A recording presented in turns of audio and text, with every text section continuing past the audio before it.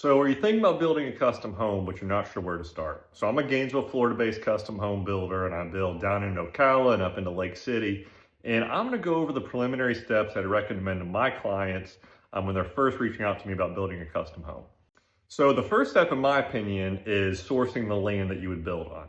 So, and that's like the biggest variable right now, and just starting the process is being able to find the land. Whenever I started building custom homes back in 2015, there was tons of lots on the market, tons of 5-acre lots, 1-acre lots, and subdivisions down country roads, larger parcels. I mean, whatever you were looking for, there was something on the market for a reasonable price.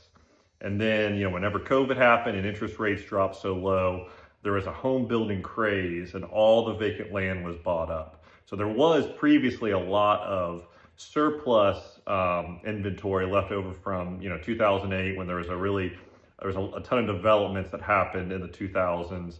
And then, kind of lingering from 2008, there were still subdivisions that had vacant lots that were never built out. Well, whenever 2020 happened, all that inventory disappeared.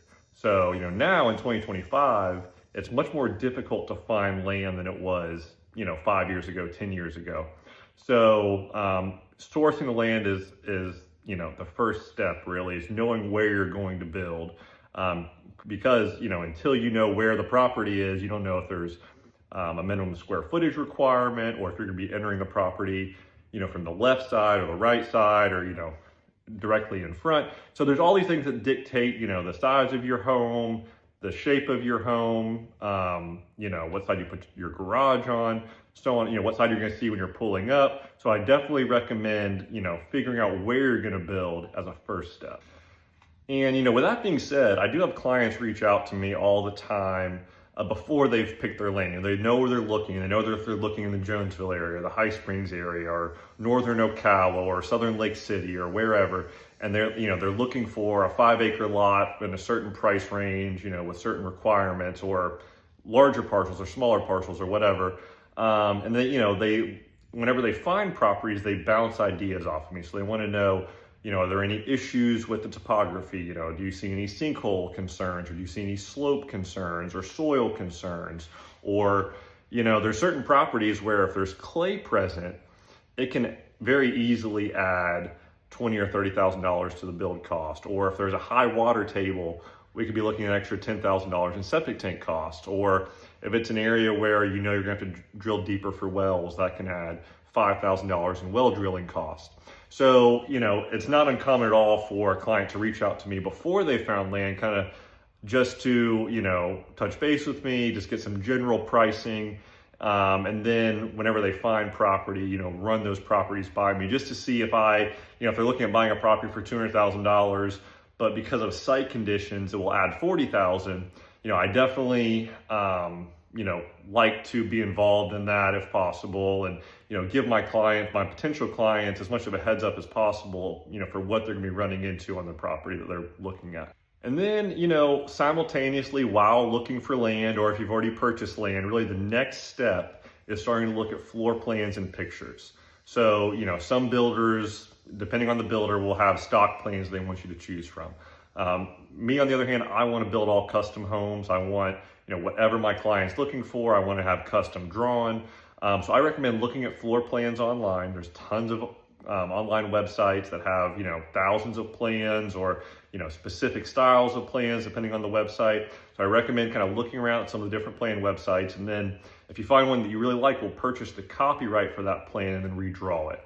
And then also looking on Pinterest. I mean, Pinterest is really helpful for finding ideas for, what you want your great room to look like, your fireplace, your built-ins, your kitchen, your bathrooms, your exterior. So, one of my first meetings with my clients, once they have land and once we're kind of piecing together what they would potentially want their house to look like, I like to have a floor plan, obviously an exterior, and then pictures.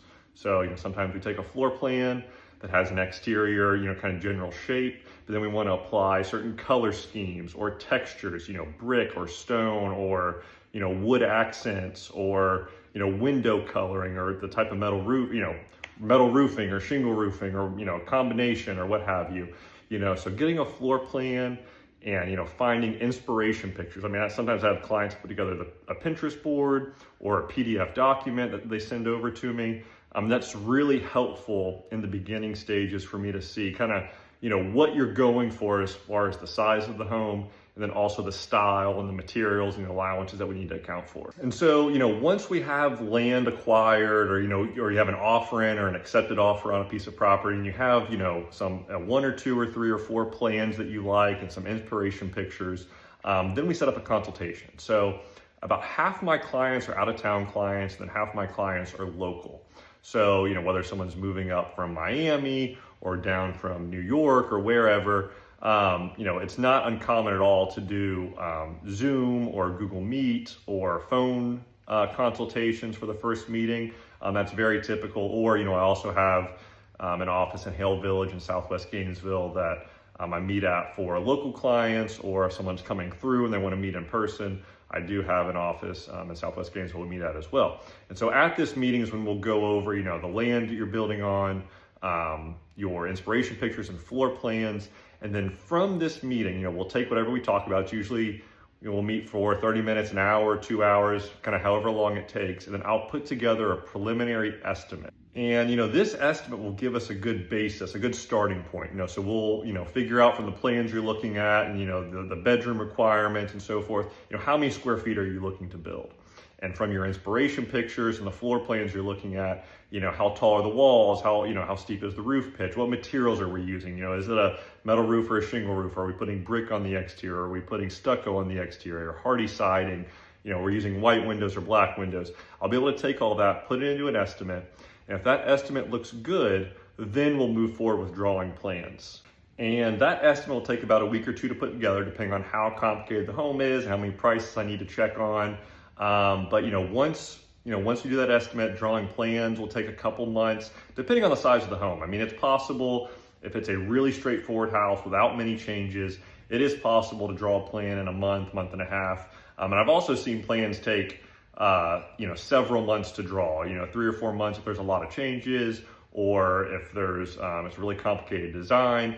Because realistically, what'll happen is a preliminary plan will take, 2 or 3 weeks to get back, and then we'll send that over to the client. And sometimes the client gets back with changes in a day or two, and sometimes the client takes a couple weeks to get back with changes. And obviously, if there's a couple week lag in between making changes, it could very easily take 3 or 4 months to draw a plan.